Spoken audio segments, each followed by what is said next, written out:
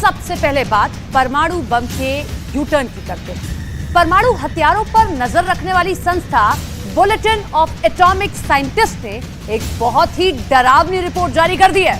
इस रिपोर्ट में चेतावनी जारी की गई है कि गैर परमाणु हथियार वाले देशों में परमाणु हथियारों की तैनाती से तनाव पैदा हो सकता है, ऐसा तनाव जो परमाणु युद्ध की आशंका बढ़ा देगा।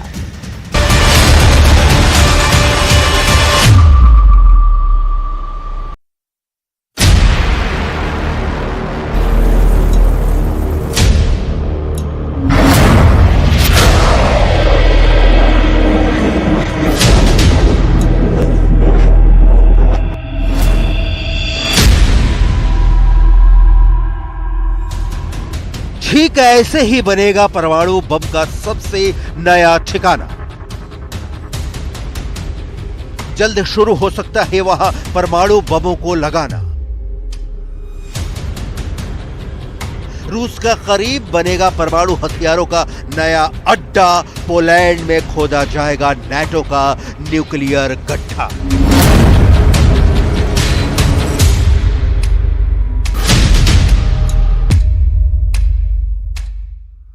जमीन के अंदर बनेगा साइलो। साइलो में सेट होगी मिसाइल। मिसाइल में लगेगा परमाणु हथियार। ऐसे परमाणु हथियार जो बेलारूस में लगे परमाणु बमों को काउंटर करेंगे। साथ ही साथ रूस के परमाणु हथियारों का काट बनेंगे। बेलारूस के पास पहले परमाणु हथियार नहीं थे, लेकिन रूस के परमाणु हथियारों के सेट हो जाने के बाद वो परमाणु धौंस जमा रहा है।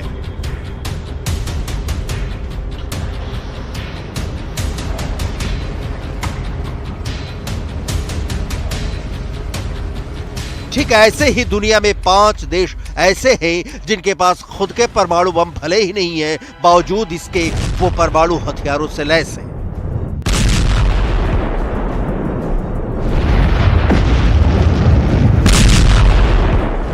वो कौन कौन से देश हैं इसे आगे बताएंगे, लेकिन उससे पहले आपको बुलेटिन ऑफ एटॉमिक साइंटिस्ट की एक रिपोर्ट पर गौर करना बहुत जरूरी है। गैर परमाणु हथियार वाले देशों में परमाणु हथियारों की तैनाती एक नया तनाव पैदा करने वाला है। बेलारूस दुनिया का 6ठा ऐसा देश है जो दूसरे देश के परमाणु हथियारों का मेजबान बन गया है।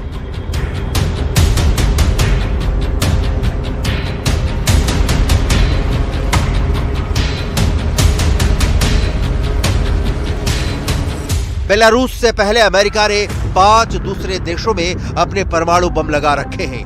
वो 5 देश कौन कौन हैं हम ये भी बताएंगे, लेकिन उससे पहले यूक्रेन के पड़ोसी पोलैंड की सबसे बड़ी परेशानी जान लीजिए।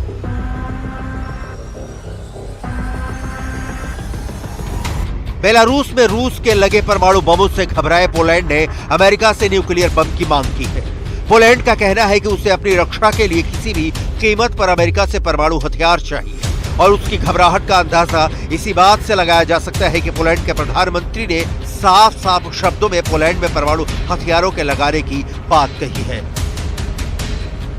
W związku z tym, że Rosja ma zamiar rozmieścić taktyczną broń jądrową na Białorusi, my tym bardziej zwracamy się do całego NATO o wzięcie udziału w programie Nuclear Sharing. Oczywiście przede wszystkim jest to decyzja Amerykanów, ale my nie chcemy siedzieć z założonymi rękoma, kiedy Putin eskaluje różnego rodzaju groźby.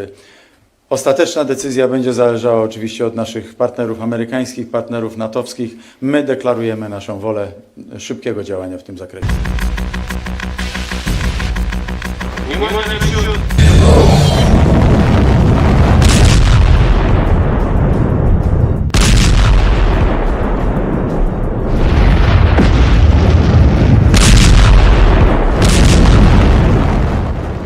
Poland के प्रधानमंत्री का कहना है कि Poland NATO के परमाणु हथियार साझाकरण कार्यक्रम में शामिल होना चाहता है। पोलैंड के पीएम के इस बयान को बेलारूस में परमाणु हथियारों की तैनाती की प्रतिक्रिया के तौर पर देखा जा रहा है।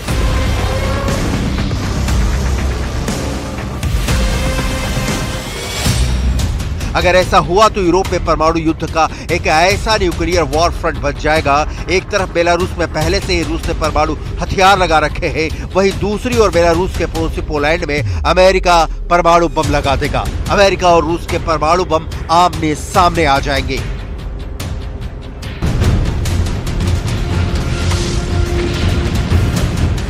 पूरी दुनिया को पता है कि रूस ने अपने परमाणु बमों को बेलारूस में फिट कर दिया है। बेलारूस के साथ साथ रूस के राष्ट्रपति व्लादिमीर पुतिन भी इसकी पुष्टि कर चुके हैं कि परमाणु बमों की पहली खेप बेलारूस पहुंच गई है।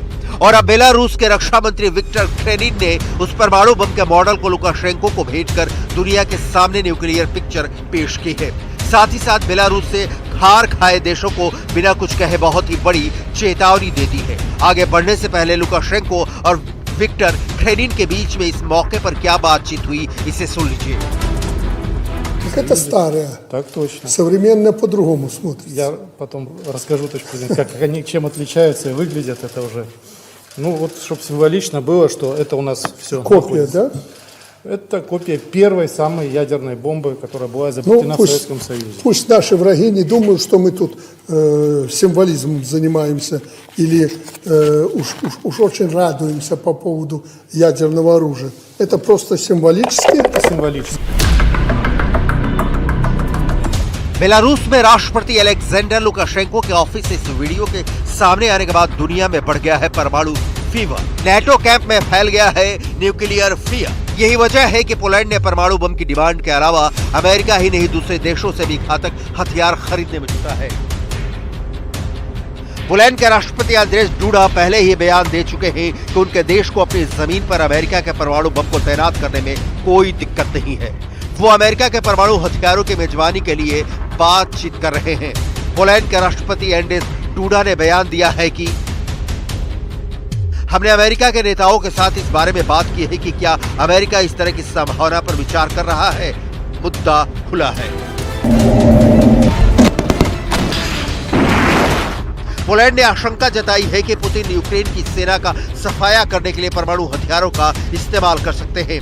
पोलैंड पर पुतिन कितना खफा है, ये किसी से छिपा नहीं है। अगर परमाणु जंग छिड़ गई तो रूस की न्यूक्लियर मिसाइलों के पोलैंड की राजधानी वार्सा तक पहुंचने में सिर्फ 3 मिनट का वक्त लगेगा।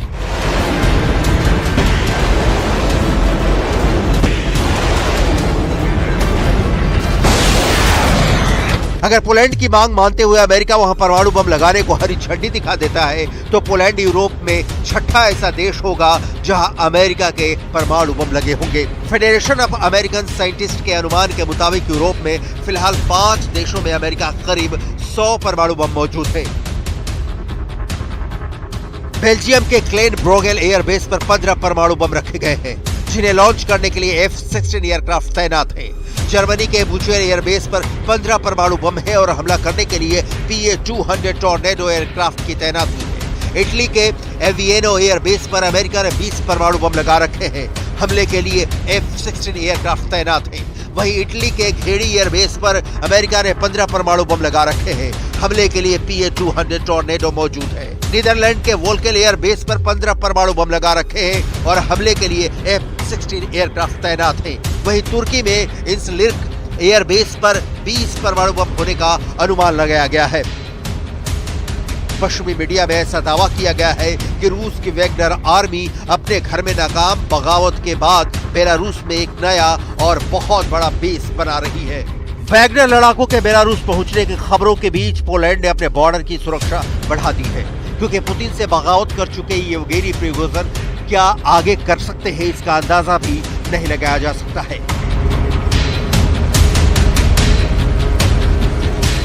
Relokacja sił rosyjskich de facto w postaci prawdopodobnie grupy Wagnera na Białoruś, także i przeniesienie tam szefa grupy Wagnera, więc to są wszystko dla nas takie bardzo negatywne sygnały, które na pewno bardzo mocno chcemy postawić także naszym sojusznikom i generalnie realizacja również postanowień szczytu w Madrycie, to żeby reagowanie na to było szybsze, to żeby plany obronnościowe NATO były bardziej wydajne, szybsza relokacja żołnierzy, zwiększenie siły grup batalionowych, które stacjonują w naszej części Europy, zwiększenie zasobów militarnych NATO w naszej części Europy. To są wszystko te cele, które chcemy tutaj uzyskać. Pamiętajcie Państwo... Ukraine युद्ध के शुरुआत से ही Poland Ukraine की मदद कर रहा है। इस वजह से उसने रूस से दुश्मनी मोल रखी है। इसीलिए पोलैंड पर खतरा और ज्यादा बढ़ गया, क्योंकि जो वैगनर ग्रुप जंग में पुतिन के लिए मरने और मारने की कस्में खाता था, उसके ही मुखिया ने पुतिन से बगावत कर दी। इसीलिए पोलैंड वैगनर ग्रुप से सतर्क हो गया।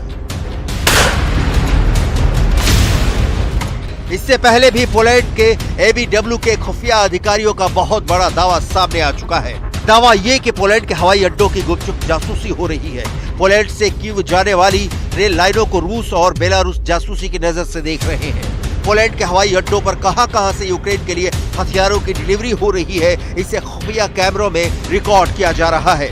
पोलैंड की खुफिया टीम के दावे के मुताबिक यूक्रेन की सीमा से 80 किलोमीटर की दूरी पर दक्षिण पूर्वी पोलैंड में रेजो में हवाई अड्डे और रेजो में हवाई अड्डे के पास से गुजरने वाली रेलवे लाइन पर कैमरे लगाए थे। पोलैंड के रेजो में हवाई अड्डे का इस्तेमाल कीव जाने वाले पश्चिमी देशों के नेता करते हैं।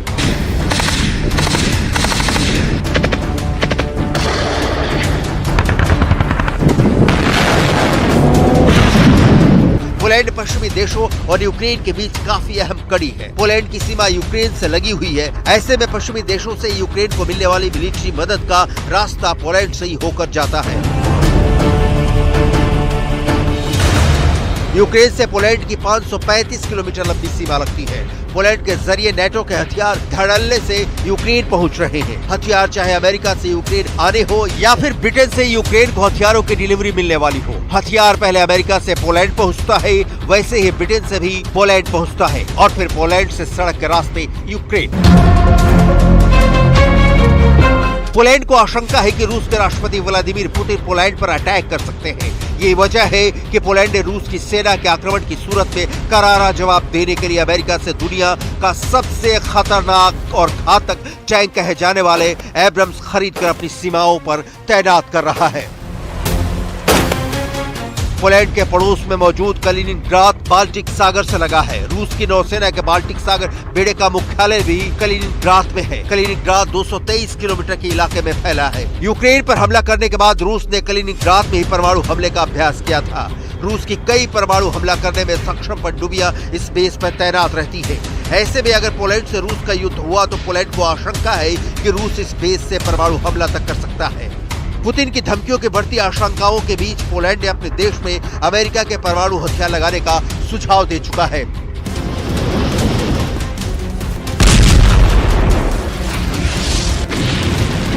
पुतिन की सेना के बाद अब वैगनर भी पोलैंड के लिए बहुत बड़ी चुनौती बन गया है। अगर पुतिन के परमाणु हमले वाली धमकी हकीकत में बदल गई तो उसका पहला शिकार पोलैंड बन सकता है, क्योंकि रूस और पोलैंड के बीच की दूरी करीब 5000 किलोमीटर है। यानी पोलैंड पुतिन के परमाणु हथियारों की रेंज में है।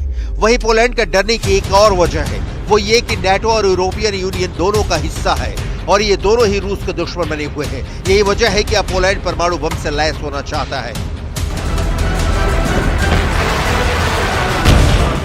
लेकिन बुलेटिन ऑफ एटॉमिक साइंटिस्ट की रिपोर्ट में कहा गया है कि गैर परमाणु हथियार वाले देशों में परमाणु हथियारों का लगाना दूसरे परमाणु युद्ध का कारण बन सकता है।